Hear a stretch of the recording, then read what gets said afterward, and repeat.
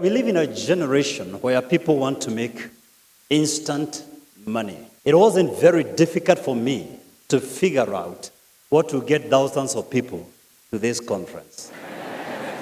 The subject of money excites people. If you don't believe it, try to grab the wallet or the purse of the person sitting next to you, and let's see how excited they become.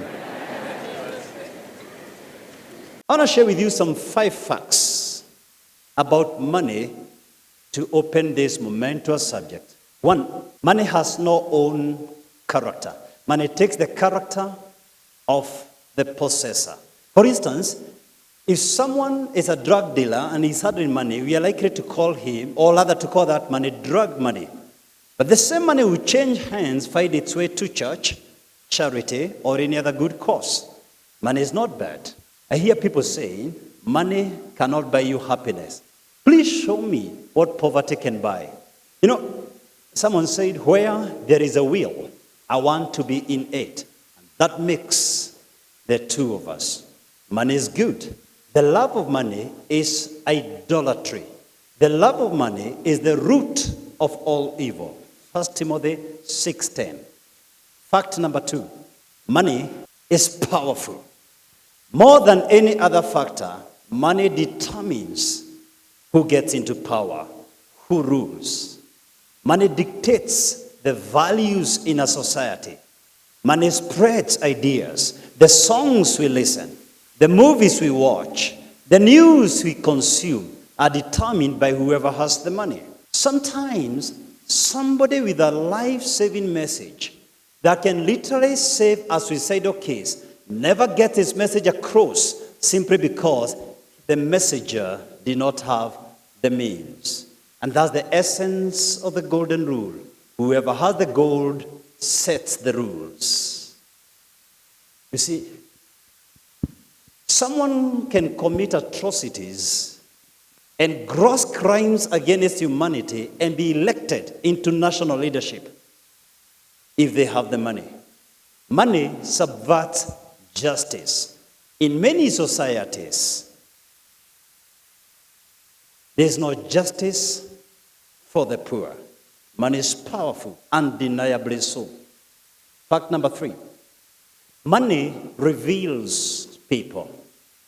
It is easy for you to tell me how much you value the needy, how much you love God, until I check your expenses.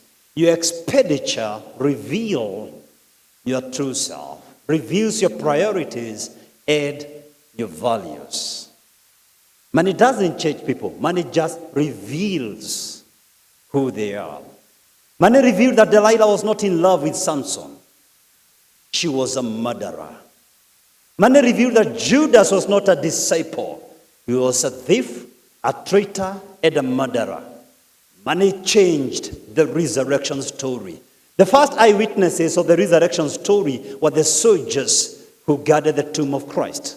It was not Mary Magdalene, but they were bribed to say that the disciples stole that body at night. Fact number 4, it is God's will for you to have money. It's God's will for us to be wealthy. Some people confuse poverty for humility. Others erroneously teach that Jesus was poor. Never once in Jesus' ministry did he lack anything. In fact, even his parents were working class parents. The only reason he was born in a manger is because the inn was full and Mary was due. Only once was Jesus poor, and that's on the cross, that you may become rich. The Lord takes pleasure in the prosperity of his servants. Psalms 35:27. Beloved, I pray that you may prosper in all things. 3 John 2. Even in your health and your soul.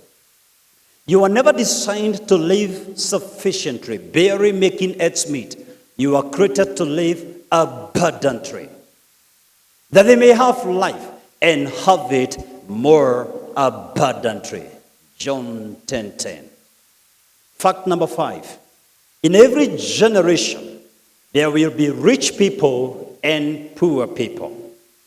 Indeed, Jesus said, the poor will always be with you. The question tonight, must you be the poor in your generation? The enemy controls you to the degree of your ignorance. That's why he's called the Prince of Darkness. He thrives in ignorance. What you don't know has the capacity to kill you. So long as you don't know your privileges, you live below your privileges. If you don't know what you're entitled, you rot in poverty and live in misery. So long as an heir is a child, he doesn't qualify for inheritance. So long as an heir is immature, others will rule his father's estate. And God will not allow you to possess that which can potentially destroy you. Some of you listening to me here tonight are waiting on God to bless you, and God is waiting on you to mature up. Because the blessing of the Lord makes rich, and he addeth no sorrow to it. You see, the primary reason they are poor people is because a lot of poor people, one, don't even recognize they are poor. And here is the acid test. If you always find everything expensive, you find tea expensive in a hotel, you find cars expensive, you find clothes expensive, don't look for other poor people. If everything is expensive for you, you're the person I'm describing. You see, the primary reason we have poor people in the society is because the poor never understand wealth creation follows certain universal laws that cannot be broken. And I want to share those laws because a good man leaves inheritance to his children. Proverbs 13:22. You see, wealth creation follows clear laws that the panelists spoke about. For example, and I say this very, very respectfully, in the long history of mankind, there has never been any single person who made $1 million through a salary. Did I say that? Oh my God. There is a law, the law of entrepreneurship. You cannot plant today and expect to reap tonight. There is a law, the law of sowing and reaping. What others took 20 years to master, you can learn in 1 year. There is a law, the law of mentorship. And that's primarily why we are here. If you're waiting for capital for you to get started, you may be stuck for life. There is a law, the law of use. What you don't use, you lose. The talent you don't use, you lose. If you can't be entrusted with the little you have, you can be entrusted with much. And tonight, I want to share with you 5 of such laws. This message will entirely change your life. I want to share with you some 5 principles, all of them starting the letter T. So the first T, I'll call it tree. T-R-E-E. May I ask very humbly, by a show of hand, how many are attending my live audience for the very first time? Maybe you've been watching me on YouTube or Facebook, but you've never come to my live audience. How many, by a show of hand? I just want to know. Please carry up your head. My goodness, that is like 80%. For your sake, I want to demonstrate something. It's an illustration I normally use. Every single great teacher has some teachings that are very close to their heart. And I have 3 of them: purpose, family, parenting. So I want to teach you one right now. So if you can give me your eyes wherever you are. I want you to assume I'm holding an axe and I want to cut down a tree. I sharpen my axe and I hit this tree. 1, 2, 3, 4, 5. I get tired, I relax. I sharpen my axe. Today's Wednesday. I repeat the same tree, same spot tomorrow on Thursday. 1, 2, 3, 4, 5. I get tired. I repeat on Friday, Saturday, Sunday, Monday, next week, but 1. Monday, Tuesday, Wednesday, through Sunday. Please talk to me, each one of you, if you can. The tree will? I can't hear you. You're too quiet. The tree will? Oh my God, you haven't eaten lunch. One more time. The tree will? Thank you. Now, some trees might take 2 years, others 2 months, others 2 weeks. But surely as the day follows the night, that tree will fall. One of the greatest tragedies in sub-Saharan Africa, including Kenya, we try one tree in January. Let me give it a name. You register a consultancy firm in HR to help corporates in staffing and recruitment. You don't get any assignment for 6 months. So in June, you register another company for general supplies because your neighbor bought a VX V8. Unfortunately, there is no tender that is going through. In December, you suddenly get fresh revelation. People need clothes for Christmas. You bring them from Turkey. You're hitting every single tree in the forest, but no tree is coming down. Your hands are full of blisters, but no tree is coming down. Does this make sense? Let me try.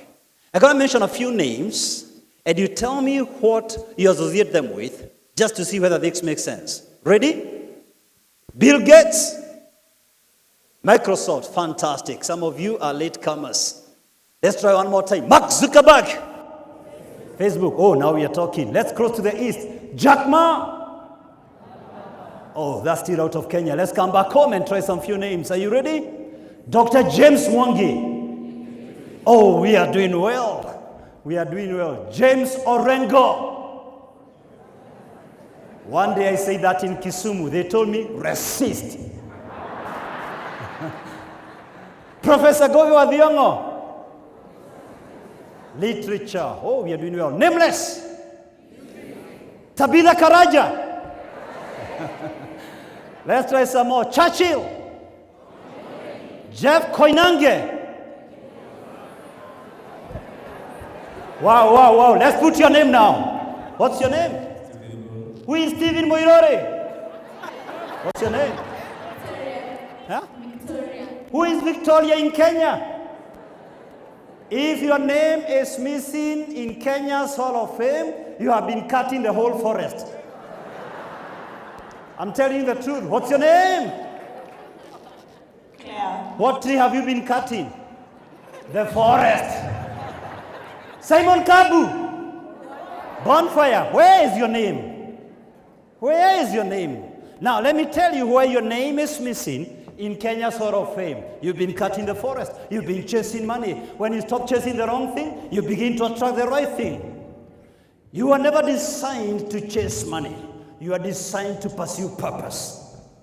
Fish never enroll for swimming lessons. Birds never enroll for flying school. They just flow in their gift. Your gift reveals your purpose. Your purpose is your domain. Your purpose is your natural element. Your purpose is your space. Your purpose lies somewhere between your deepest passions and the world's greatest needs. When you begin to solve real human problems, when you begin to pursue your purpose, money follows you. Money is a byproduct of solving people's problems. Outside your purpose is pushing rocks uphill. Outside your purpose is swimming against the current. Outside your purpose is flying against the wind. Outside your purpose is self-resistance. Outside your purpose is fighting against yourself. Outside your purpose, you trade on qualifications. And guess what? Qualifications are available in anyone else. And if they don't have them, they can get them. When you trade on qualifications, you're like any other kid in the block. You can leverage on qualifications. And this is the acid test. If tomorrow, that's the morning, the 18th of April, you tendered your resignation, would your employer call you for a renegotiation? Or it will be Fuchs, finally. She's gone. Now you can hire a younger person, more energetic, less demanding, less salary. If they cannot renegotiate with you, you are similar with any other kid in the block. You need to trade on a higher platform, on your purpose. In your purpose, you cannot be duplicated. You cannot be cloned. You are your own kind. You are your own type. Others may try to copy you. They may look like you. They can try to talk like you, but they will never become you. In your purpose, you enter rest. You look forward to Monday morning. A lot of people hate Monday morning because they are up to something they don't like, but they must do it because of the reality of the bills. In your purpose, you do what you love and you love what you do. What you love is what you do is what you love. Because you operate in rest. Rest does not mean you don't work, but you flow in your work. You see, in the Garden of Rest, the Garden of Eden, according to some estimates, that garden was as big as the entire continent of Africa. God doesn't play games. How was Adam required to work in such a vast piece of land with no workers? You see, Adam was limitless. He could travel at the speed of thought. Name the birds in the air, the animals in the tropical rainforests, the sea urchins on the seabed, and even the worms in the ground. You are born knowing no bounds, and all limitations are self-imposed. You decide how much you want to make in this life. All limitations are self-imposed. When Adam got out of the garden of rest, weeds, thorns, briars. Every time you don't operate in your purpose, you are outside God's master plan for you. In your purpose, you are within the design for which God made you. The reason for your existence. That is your first assignment on earth. Your second assignment is to pursue that purpose, to master your craft. I found my 5 that brings my tree down. Every day, I pray. Every day, I learn. Every day, I journal what I learn. Every day, I reflect on what I learn. And number 5, I speak things into existence. Let me say it one more time. You don't need to write this down. This is about my tree. My tree is about transforming lives through teaching, coaching, preaching. These are my 5. Every day I pray because I realize I'll never transform destinies unless God is with me. Every day I learn because I realized I can only give what I have. I can't give what I don't have. Number 3, every day I journal what I learn. I write. I never sit down to write books. Many of you know I have published several books, but I never ever sit down to write any book. All my books are the messages that I deliver. They are my spoken word translated into books. Every day I write. Number 4, every day I reflect. I never go to any meeting, not even this one, without reflecting, without putting myself in the eyes of the audience. And more importantly, in the eyes of the audience, the one audience who gave me this mission. And finally, number 5, every day I speak things into existence. Before I announced this meeting, I began to speak each one of you into this hall. Because I realized I will not achieve what God wants me to achieve if I only operate with what I'm able to see. So I exercise the faith realm. Every day I speak things into existence. Some people tell me, Doc, there's so much money in oil. Let's go to Turkana. Can't you see how they are doing like Adonijah in Nigeria? That's your tree. I found my tree. Now there's so much money in computers. That's true. Go ahead with your computer science. This is my tree. What a beautiful thing if we all focus on our tree. One lady attended my 3-day training along the River Nile. And I was teaching for 3 days about purpose. Her name is Beatrice, PhD. She was a director with the TSC, and she connected with her purpose while we were doing that cruise. And she launched Nobility House. In her long career as a teacher, she realized how many teachers struggle with drugs, drunkenness, silentry. And she launched Nobility House to rehabilitate them. She connected with her purpose. I believe Beatrice, Dr. Beatrice Mange is in our midst. Is Beatrice here? You could wave. Thank you so much, Beatrice. A gentleman by the name Sam heard about me and organized a meeting in Coventry in the UK. And I went and I taught what I'm teaching you tonight. Then I was doing another meeting in Manchester, and he chose to drive for over 4 hours together with his wife. I sat with them over dinner, and what was supposed to be 30 minutes meeting went into about 4 hours. And then they connected with something bigger. They have been in the UK. They have lived there for over 20 years.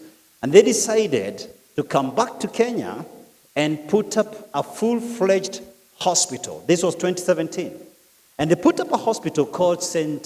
Joel Community Hospital along Limuru Road with 4 wards. And they did it in a record 8 months. And I believe Sam is in our midst. He told me he'll be coming for this conference. Yeah, thank you so much. Thank you, Sam.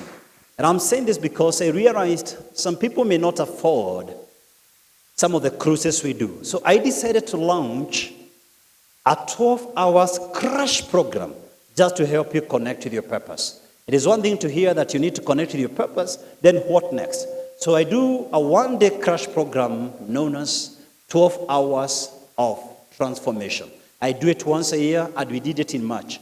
But because of this conference, I like to do that class again, because there are many people who are hearing this voice for their very first time. So I'm going to repeat that class, 6th of July, and connect with your God-given purpose. I'll help you monetize your purpose. I'll come up with some models. I've taken a lot of people through it. If you're interested, you can join us 6th of July and connect with your God-given purpose. But sometimes I receive emails from Kenyans saying they want to learn about public speaking and training and public presentations. So I'll host a class for those interested in presentations and public speaking on 27th, Saturday 27th. We only take 30 people on first come, first served basis. The second T, time. Time. The famed French entomologist Jean-Henri Faber conducted a series of experiments on some processionary caterpillars, so named because they follow each other, forming a never-ending cycle. And Jean-Henri Faber decided to put some food of caterpillars, some delicacies, some food they really like, right in the middle of the procession. Despite the food being so near them, about 6 inches away, they went round and round and round in cycles, believing they were getting closer and closer and closer to the food. They could sense the food. They could smell the food. But 7 days later, they all dropped dead out of starvation and exhaustion. Why? Because they confused motion with meaning. They confused movement with progress. They confused activities for accomplishments. They confused processes for results. Busy, but no evidence of what they have acquired the last 3 years. And some of you listening to me here, if I ask you to be honest and take stock of the last 5 years, what tangible thing have you accomplished? It's not enough to be busy. So are the bees. The question is, you're busy doing what? There's no point in measuring speed if you're headed in the wrong direction. You see, time does not mark time. Time will not wait you to correct yourself and recollect who you are. Time moves on. Time has no emotions. We cannot teach time emotional intelligence. Time doesn't care the emotions you're going through. Let me just take a case. Assume there are 2 farmers.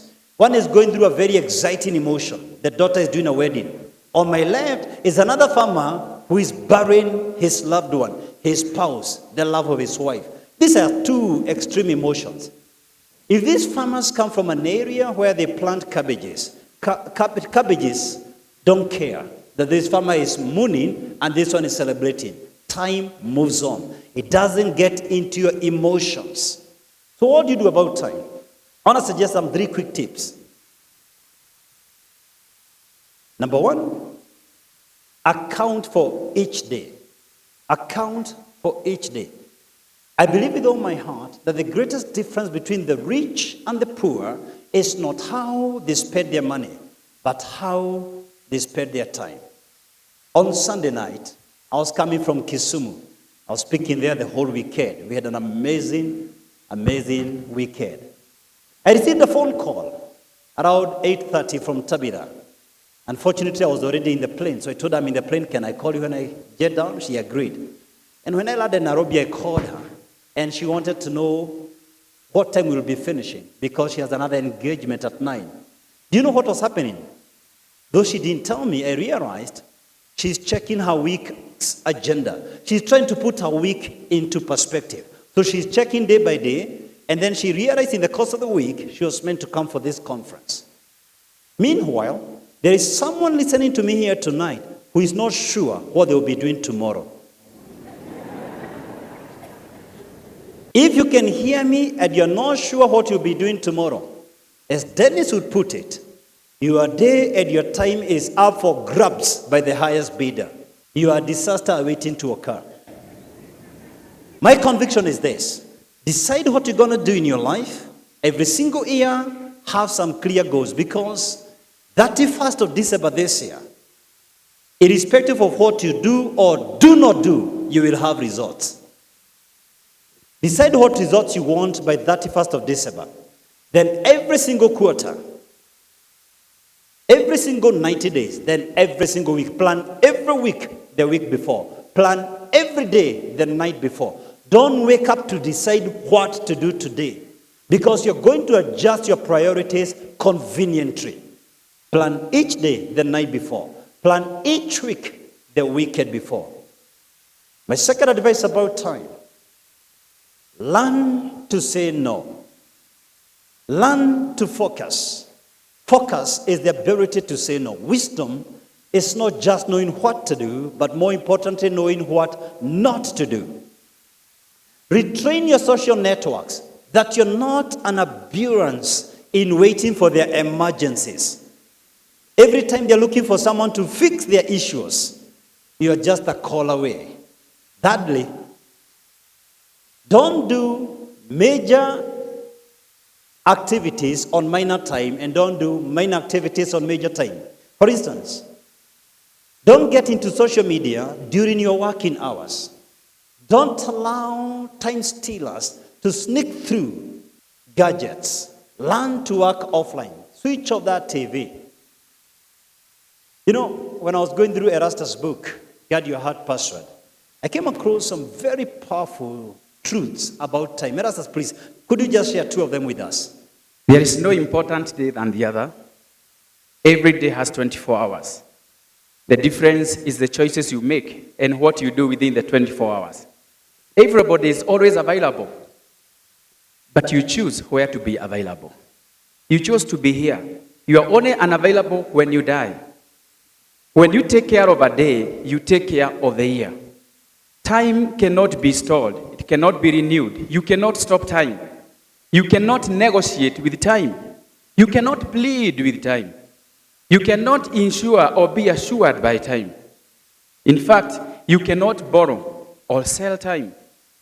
You cannot even lend time.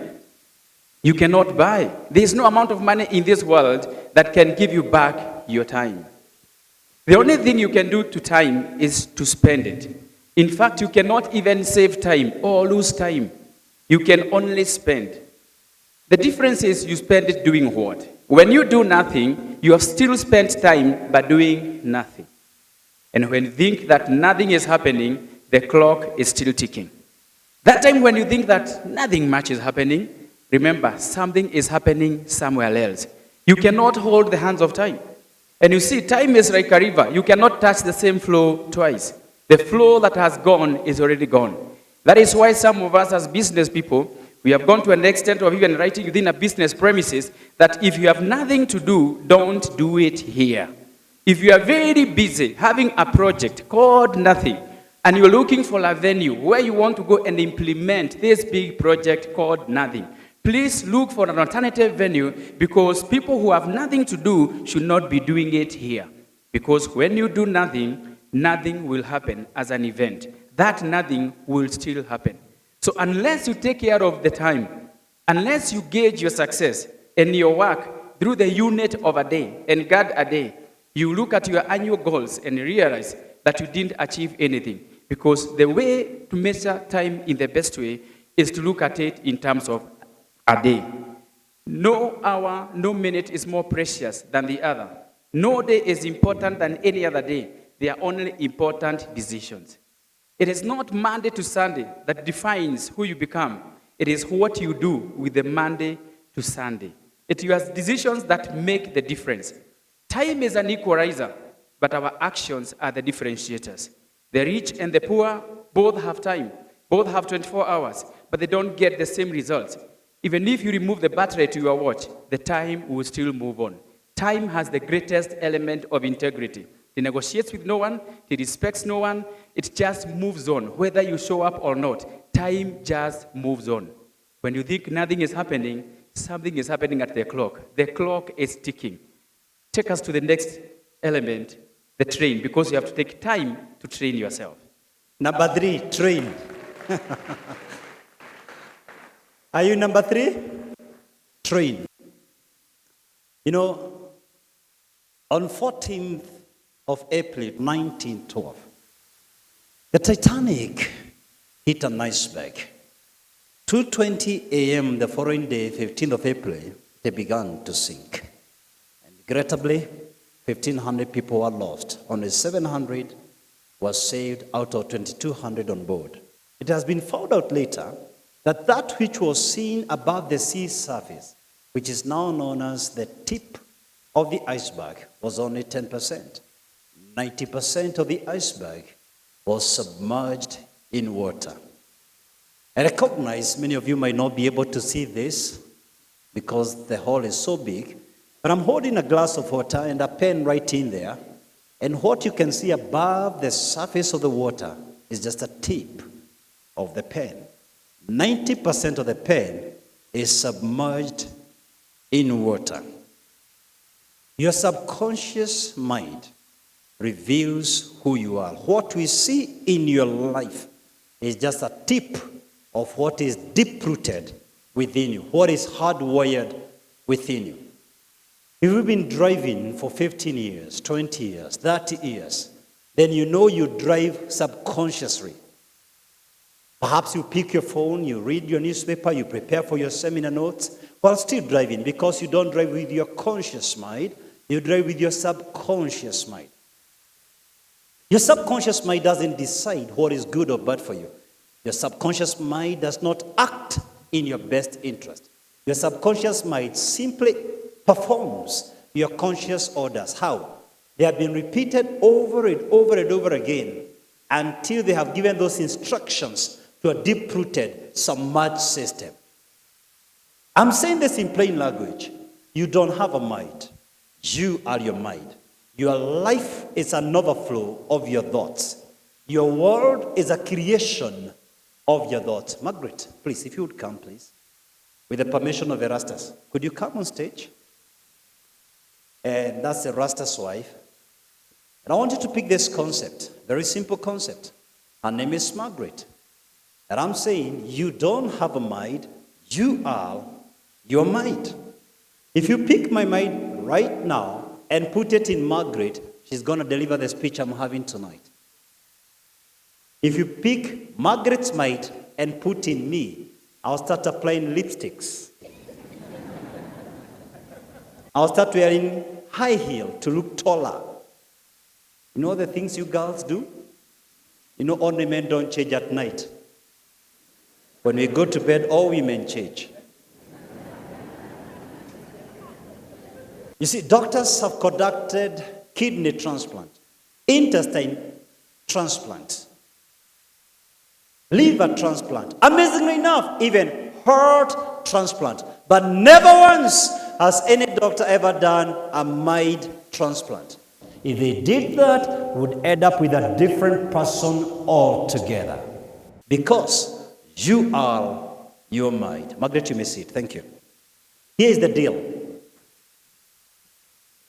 It will never hit your wallet until it hits your mind.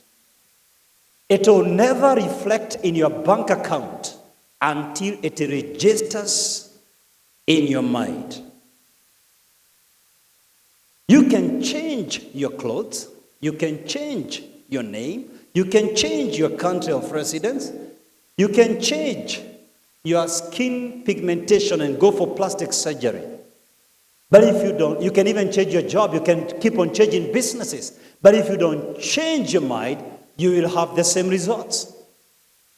For instance, a nanny, in Kenya we call them house girls. can raise a child. 30 years later, the same baby employs the nanny. See, many of you here believe time will fix issues. Time will never fix your marriage. Time will never fix your relationships. Time will never fix your business. Time will never fix your money. You keep hoping things will be better. Hope is not a strategy. Nothing will change until you change. The passing of time will never change your reality unless you identify the missing link. The passing of time will never alter your outcomes. You will have the same result year in, year out. So how do we change, Doc? You change by changing your mental inputs. A piece of land doesn't care what you sow. It doesn't care the seed you sow. You simply harvest from the seed you sow. Land doesn't care what you sow. The best way of controlling tomorrow is before it becomes today. The best way of controlling tomorrow is before it arrives. I can sit with any of you, talk to you for 5 to 10 minutes, and I'll tell you exactly how you will be doing in your life 5 years from now. Because out of the abundance of the heart, the mouth speaks. See, the only two gifts of immortality bestowed upon man is might and speech. Anything else can be found in a cat or a dog or a horse. Then you've got to take care of what you see and what you hear. Don't consume every piece of media. Learn to filter stuff. The eyes are the windows of the soul, and the ears are the gateway to the heart. Learn to switch off that TV. Refuse to consume and share trash on social media. Replace that time and energy reading useful stuff, studying successful people, reading an inspirational thing. Even enroll on an online program. It will change your life. You know, your mind is elastic.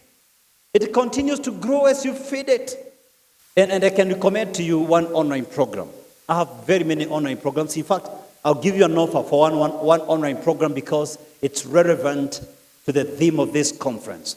I'll give you an offer. Starting business without money. We normally sell these programs for 10K. If you are going to buy that program today, I'll give you for 1K. I'm sure in the West, if they had I sold a program for $10, they will not believe it. Just $10. But I know Africans. Some of you still prefer to drink 3 beers. Some of you still prefer to buy chicken and chips. But let me tell you what you can learn in that program. 10 modules for only 1K. 1K, 10 modules. The first module, I teach about why businesses fail in Kenya. And I give you 8 reasons. The second module, I teach you about having a business mindset. How do you cultivate a business mindset? The third module, business idea. How do you generate a business idea from scratch to fruition? The fourth module, and by the way, my Mercy, my own wife, listened to this program. She listened to me teach about it.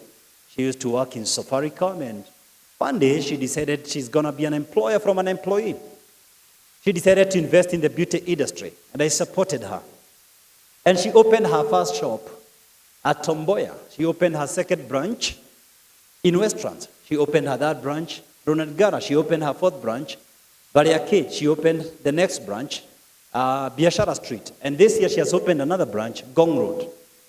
She has been an employee for many years. Now she has employed over 100 people. Each one of you can do it. You know, the most difficult thing for a speaker is for your wife to believe your message. You know, when Mercy told me she wanted to start a business, I was shocked. I've lived with her for many years. I never saw any business in her life. And I was supposed to sponsor her ideas. But today when I see over 100 people benefiting from what she's doing, I tell you this, you too can generate an idea. And I remember telling her, just think about the things you like doing, the things you love. And I knew the one thing that makes me almost broke is her nails and her hair. Because she loves spending time in the salon. So anyway, there's a module on how to generate a sound business idea. Number 4, business timing. I'm going to teach you that because timing is everything in business. If you do the right thing the wrong time, you don't get rewarded. You reap pain. The 5th module is called business modeling. And I teach you some 10 business models. Number 6, business system. How do you cultivate a business system that makes you earn when you're not there? Number 7, products differentiation. It is not enough to have great products. The idea is not how superior your products are, but how different they are from the rest in the market. Number 8, I'll teach you about competitive advantage. How do you render competition irrelevant? Number 9, time execution. I've discussed 10 things on how to win with your team. You see, great entrepreneurs don't build business. They build people, and then the people build the business. I've given you 10 ways to do that.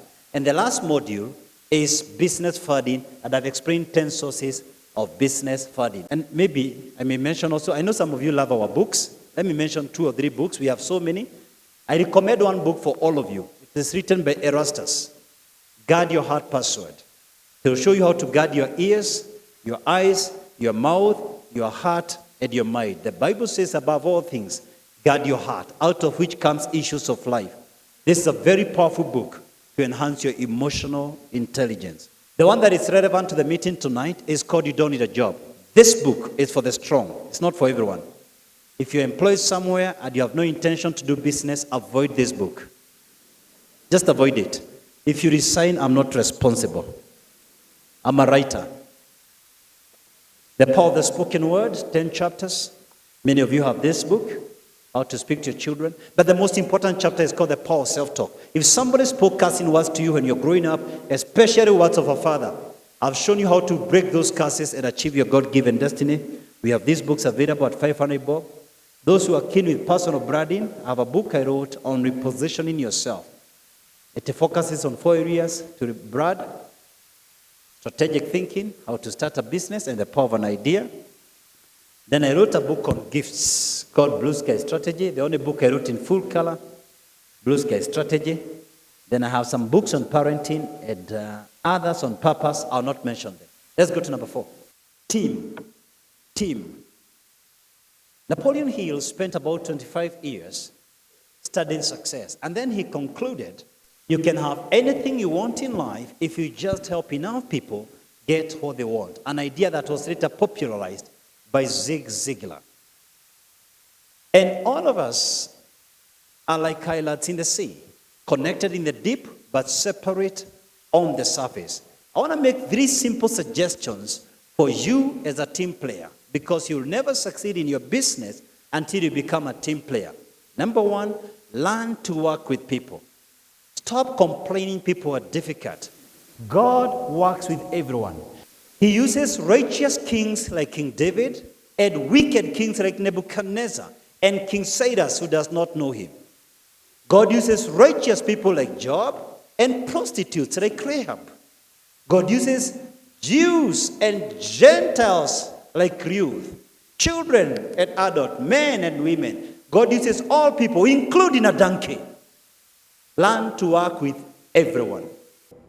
You know, when I'm relaxing, I love watching animal movies. And one of the things I found out in the jungle, a lion cannot attack 3 buffalo bulls so long as they're together.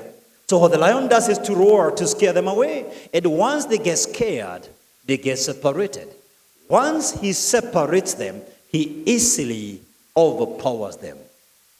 Isolation leads to termination. Isolation limits imagination. When you stay alone, you minimize your capacity to reason. You encourage hopelessness, and suicidal thoughts are manufactured when you retreat to your own cocoon. Learn to work with others. As a team player, number 2, review your associations periodically. Review your associations periodically. Today, the 17th of April 2019, I am part of your story. I'm playing a particular role in your life. For many of you here, we may meet again, but chances are there's someone hearing my voice tonight who may never hear me again. This was the only role I was meant to play in your life. I'm removed from the stage of your life. Your story goes on. Learn when somebody's role in your life is over and let them go. Learn when somebody's season in your life is over and let them go. Stop hanging onto those high school relationships and college relationships. Some of them are useful, 1 or 2 of them. Focus on opening new frontiers. Refuse to walk with people who judge you from your history, and walk with people who see the promise in you. Walk with people who see the destiny in you. Learn when somebody's role in your life is over. That doesn't mean they're bad people.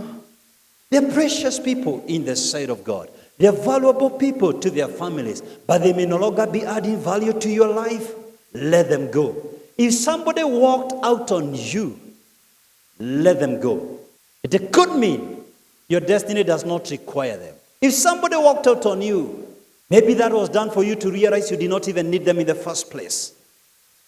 At some point when Jesus began his ministry, he stopped with working with people who had seen him as a carpenter. And he began to associate with people who saw him as the Savior. People who saw the mission ahead. As a team player, my third advice for you, learn to give. And the ambassador spoke about it earlier. Giving is the only evidence that you're not under the curse of greed. Mother Teresa said, if you can't feed 1,000, feed a soul. In the long walk to freedom, I read somewhere, Nelson Mandela wrote, sometimes it falls upon a generation to be great. You can be that generation. I ask you tonight, will you be that generation that can plant a tree whose shade may never shelter you, doing something to people who may never repay you? You will never receive abundantly until you learn to give liberally. If God cannot trust you with the little he has given you to support a needy child, he may not trust you to start a foundation like wings to fly. And there's nothing that brings out the power of a team than an orchestra. Dennis, how does an orchestra play out? You know, Dr. Ari, life is like an orchestra. Life is like an orchestra. And I'm sure a lot of us have watched an orchestra. And you see, what happens with an orchestra is this. You will probably find one guy who starts the music. And it's probably going to be the drummist. And he starts to just hit the drum and begin to build a rhythm. You can hear the rhythm? And it begins to build that rhythm. And within no time, the keyboardist guy connects with what is going on that orchestra. And he begins to just strum his keys in line with the bassist, and they begin to rhyme that particular music. And before long, man, the saxophone guy just comes on in, and the bassist, and each of them begins just to play their beat. Can you hear the music in your mind? They begin to play their beat, and the drummist guy is just hitting his drums. The bassist guy is just flowing with his bass, and then the keyboard guy is on, and the lead guy is, and the mic guy is just, and they're all building such a beautiful piece of music, such that the audience is just drawn by just the beauty of this music. And if you look at them closely, you'll just find that the bass guy, while he's just strumming his strings, he's just looking at the keyboard guy. And he's not saying that I want to play the keyboard. He's just saying, man, you play your keyboard so good that you make my bass sound even greater. In fact, for my bass to keep sounding good, you're going to have to keep on doing your keyboard just exactly the way you're doing it. The thing about them is this. None of them crosses lanes. Each of them stays in their own space. And each of them knows very well that the better I keep doing my beat, the greater it makes my other bandmate sound. And in fact, the more the bass guy sounds good and the drum sound good, even the vocalist just brings out the beauty of the music. And at the end of the day, all of us are just drawn in awe of this particular music. And the thing about the orchestra is this. They may look at each other, and indeed they will look at each other from time to time. And they are saying, man, I like how you play it. And how you play it makes mine sound so good. Keep on doing your stuff. And I commit to you, I'm going to keep on doing my stuff. I'm not called for the bass. I'm called for my drums. But your bass makes me look really, really good. And the thing about life is this. The more you keep doing your bit, you make me too look absolutely great. If everyone in the team just does their bit real good, then it makes all of us sound really beautiful. And you know, at the end of it, when each of us is doing the beauty of our pieces, it all comes together as a sweet smelling aroma, even before God. And he looks at us and he says, I am so pleased that each of them kept to their lane, each of them did their thing, and they did it so beautiful, because the power of a team is in the beauty of each of them. But you know, for this to come out real good, each of them has got to trust each other to do the beats that they must. So can we talk about trust? Let's go ahead. Thank you, Dennis. The fifth law and the last one, trust. Our last point tonight, trust. T-R-U-S-T. Trust is the glue that keeps a relationship together. Trust is the main bread that you need to manage. Trust is the currency of business. Without trust, there are no transactions. So I want to ask you 3 questions about trust, and we close the conference. Question number 1, who trusts you? Who can trust you? To put this in perspective, I'm asking you in plain language. Who can you make a phone call tonight and tell them, I want 1 million shillings, and without blinking an eye, they wire the money to you by Swift? How many people can do that without telling you, let's do some people, let's get a lawyer? You know, there's some people listening to me here, nobody can even trust them with 50K. Here is the deal. Imagine if you wanted to be a car dealer in Kenya and you went to Japan and you said you can sell a fast-moving car in Kenya. Any fast-moving car. Maybe let's call it Vitz. And this guy gives you 10 units, believing you're going to pay him on schedule. Remember, they are there primarily to sell vehicles. The only reason they may not sell you is because maybe they don't trust you. Remember, trust is never given, trust is earned. Imagine if Apple today entrusted you with smartphones, a full container. Maybe you're looking for capital, and all you need is to build your trust bank. Personally, much of the things we do is based on trust. I called KICC. I gave them the date you're going to do the conference. Without a dime, they reserved. All the places we go, like Regency and Lillian Towers, many times we pay much later. My printers give me books in thousands and thousands without a dime. And some of you are stuck simply because no one can trust you. It is time you begin to build your trust bank deposits. Question number 2. Do you trust God?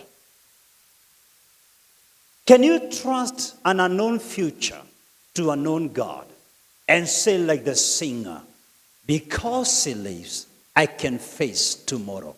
You see, Abraham was called by God, leave your country of Ar and go somewhere. Where? I'll show you. Where?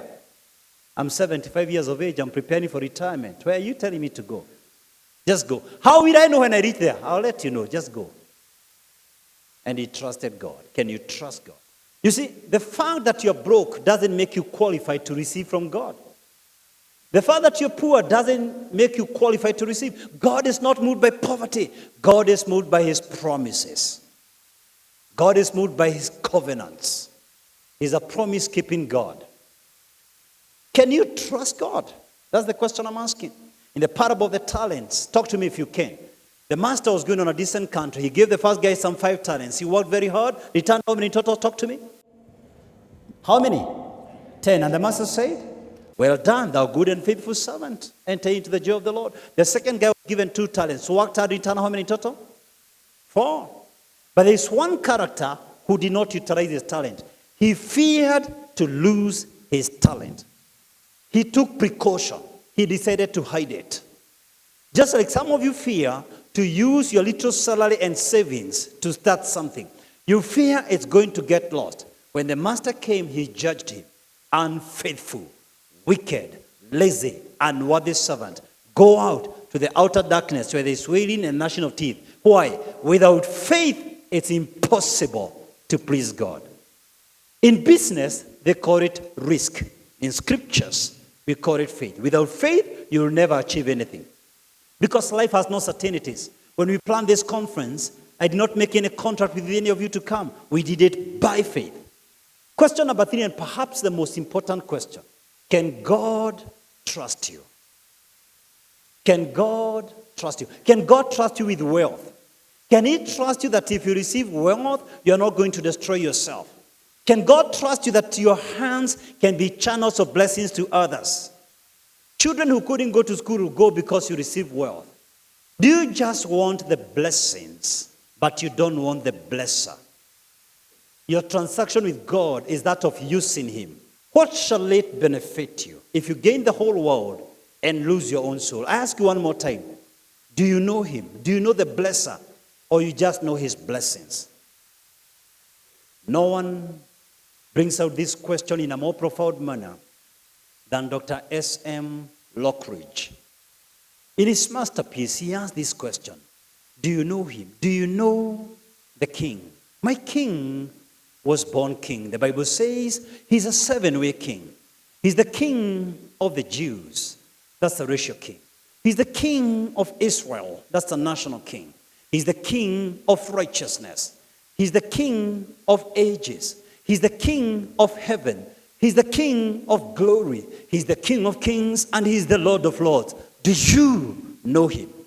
King David says that the heavens declare the glory of God and the firmament showeth his handiwork. My king is the only king in whom there are no means of measure to indicate his limitless love. No far-seeing telescope can bring into visibility the coastline of his shoreless supplies. No barrier can block him from pouring out his blessing. Do you know him? He's enduringly strong. He's entirely sincere. He's eternally steadfast. He's immortally gracious. He's imperially powerful. He's impartially merciful. Do you know him? He's God's son. He's the sinner's savior. He's the centerpiece of civilization. He stands alone in himself. He's august. He's unprecedented. He's unparalleled. He's supreme. He's preeminent. Do you know him? Ask your neighbor, do you know him? He's the loftiest idea in literature. He's the highest personality in philosophy. He's a supreme question in higher criticism. He's the fundamental doctrine of true theology. He's the cardinal necessity of spiritual religion. He's the miracle of the age. He is the superlative of everything good that you choose to call him. Do you know him? My king is the only one able to supply all our needs simultaneously. He supplies strength for the weak. He's available for the tempted and the tried. He sympathizes and he saves. He's a strong God and he guides. He heals the sick. He cleanses the lepers. He forgives the sinners. He discharges the debtors. He delivers the captives. He defends the feeble. He blesses the young. He serves the unfortunate. He regards the aged. He rewards the diligent. And he beautifies the meek. Do you know him? My king is the king of knowledge. He's the wellspring of wisdom. He's the doorway of deliverance. He's the pathway of peace.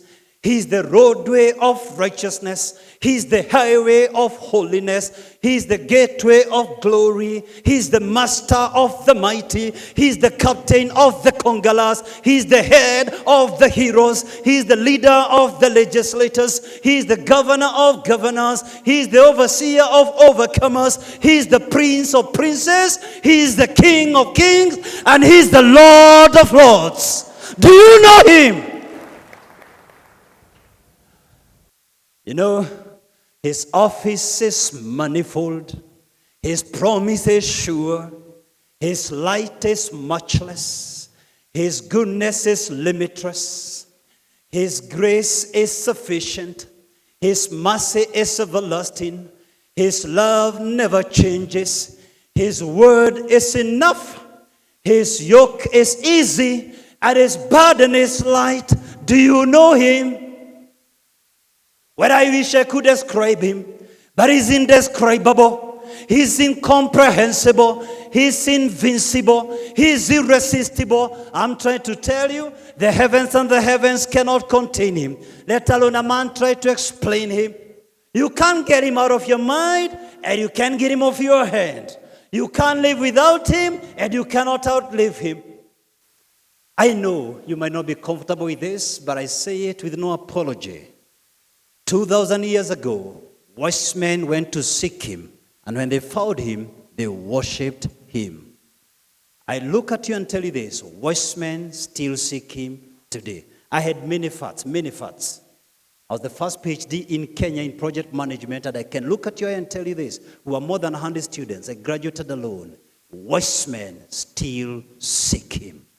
On that fateful afternoon, that turned out to be our victorious afternoon, Pontius Pilate asked a very serious question. What shall I do with Jesus the Christ?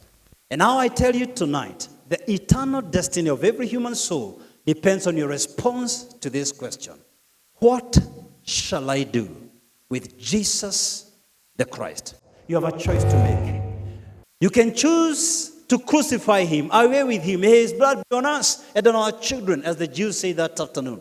Or you can choose to embrace him as Lord and Savior, as his disciples did, and millions of believers in all ages throughout all the ages. At Gethsemane, Jesus cried with groanings that words cannot utter, with groanings that words cannot describe. Father, can you remove this cup from me? What cup was Jesus talking about?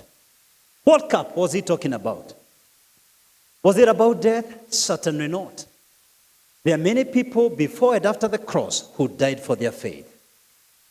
But throughout eternity, Jesus had a perfect harmony with his Father. For the first time, that harmony will be interfered by our sins. And God's wrath is multiplied on Jesus. The man Jesus could not fathom how to live without his Father's fellowship. Remember, Jesus was 100% man as though he was not God, and he was 100% God as though he was not man. He could not imagine, how do I go through that hour? Father, is there another way for their salvation? Is there another way for these people to be saved? And God the Father answered, this is the only way. You will not come to God through your terms. Jesus and his cross is the only way. Because it is so simple, many of us have taken it for granted. Maybe had God told us, for you to be born again, you have to go to Everest crawling on your knees. Maybe, just maybe, most of us would have given it a shot. But when you're told that there's a great exchange, where Jesus takes away your sin, you take away his righteousness. He takes away your poverty, then you take away his riches. Many of us take it for granted. I want to pray for you right now. And I want you to make that choice right now. There are many things I've told you in the past. But if I was only to tell you one thing, maybe you're the only reason we came here. Maybe you're the only reason all this was put up, that you may come to Jesus. Shall we bow our head for our word of prayer? Each one of us. Our gracious Lord, I thank you tonight for your grace. I thank you for what I've shared with these people. I've never hidden them the truth, that you are the truth. And now, Lord, I pray that you may bless those who are looking for your blessings. I pray tonight that, Father God, those who came here struggling in their finances, they may know you as the only supplier. They may know you as Jehovah Jireh. For those who may have come here unwell, we call upon you, Lord, our healer, that you may restore them. I pray that they may be healed, that they may know you. You are in our midst tonight. For those who are struggling in their relationships, love is God, and God is love. I pray that you may settle such a one, that they may experience your love tonight. What we are praying, I know there's someone who would like to give their life to Christ, and they are connecting with my message. They are connecting the message of the hour. If this describes you and you don't want to receive Christ, as we are seated, every eye closed, I'd like to request you to lift up your hand, and I'll pray for you tonight. I can see a couple of hands, many hands. Keep it down. This side, anyone? I can see a hand right there. I can see a hand on my extreme left. Anyone else? Keep it down. I've seen you. I've seen you. Anyone else? Those who got saved, we want to give you this gift together with Zig. Please step forward. I want to greet your hands, shake your hand, give you a gift. Is that okay? Awesome. And before you leave, share with someone what you learned. At least 1 point. Share with someone 1 point. Those who are receiving Christ, I'm waiting for you right here. As the others go, I want to shake your hand and give you a gift.